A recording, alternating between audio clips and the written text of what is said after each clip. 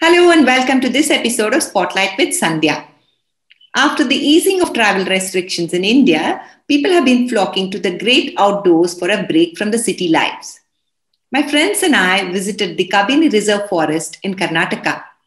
We went on a safari through three wildlife sanctuaries, Bandipur, Nagarhole, and Wayanad.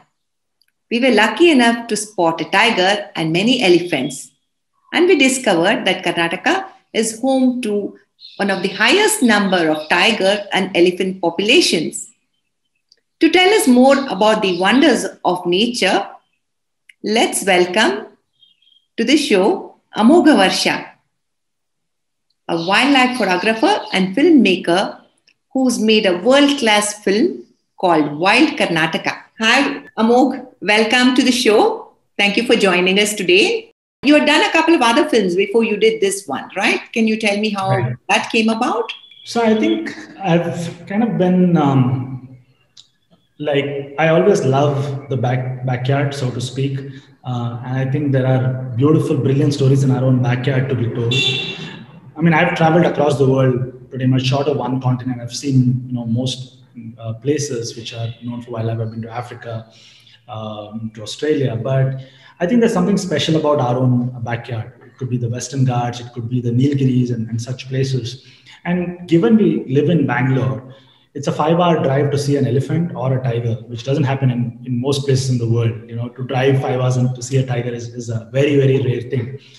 So I've always wanted to tell smaller, shorter, beautiful stories about the backyard. So we did a whole bunch of music videos. Ricky and I collaborated. Ricky Cage is a known musician in Bangalore and also a Grammy winner. We collaborated on a whole bunch of projects where we said, hey, this message of wilderness, the message of conservation, we have to take it to the Aam Aadmi, so to speak, or to every single person. It can't be a niche that only certain people enjoy. It can't be something that only niche wildlife enthusiasts can enjoy. So we combined music with wildlife and made a whole bunch of music videos and songs. And that went very well. We made a film on the river Kali and the biodiversity around it. So I think even that went on to be kind of received very well. In fact, the Tiger Reserve got its name changed due to the film, and now it's called Kali Tiger Reserve. So I think, in essence, I go on, traveling in my, routine work, and wherever I see that there is a worthy enough story to be told, and you bring that story and you see who do you want to tell the story to. Is it a story for kids? Is it a story for adults?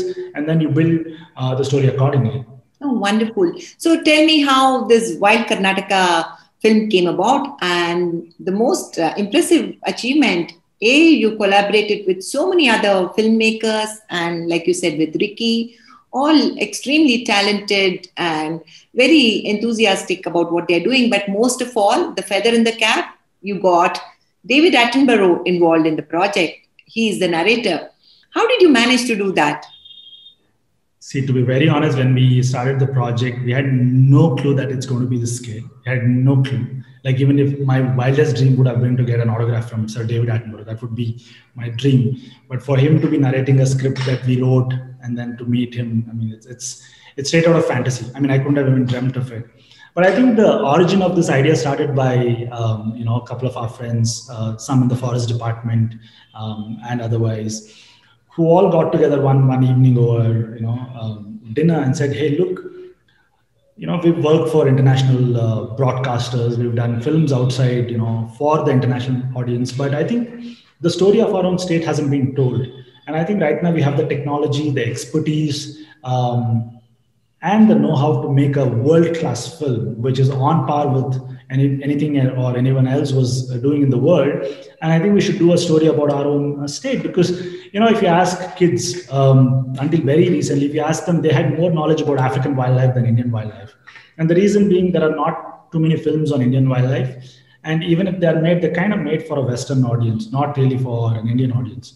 So I think that was kind of our mandate, and that's how we started. But how with most new ventures, how it goes. Not only were we doing something new, we were also trying to create a new category which did not exist before. So it took a long time. It really took a long time, and half the times we thought, we'll never complete it or we will not get by with it.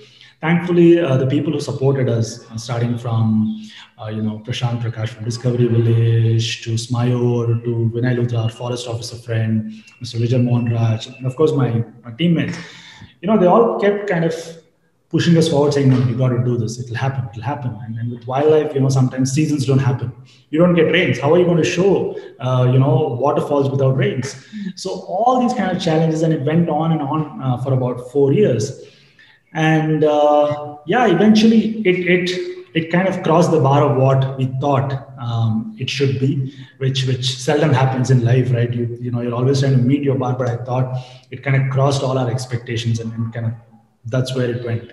Do subscribe to the Raintree Media channel on YouTube and share and comment on the video too.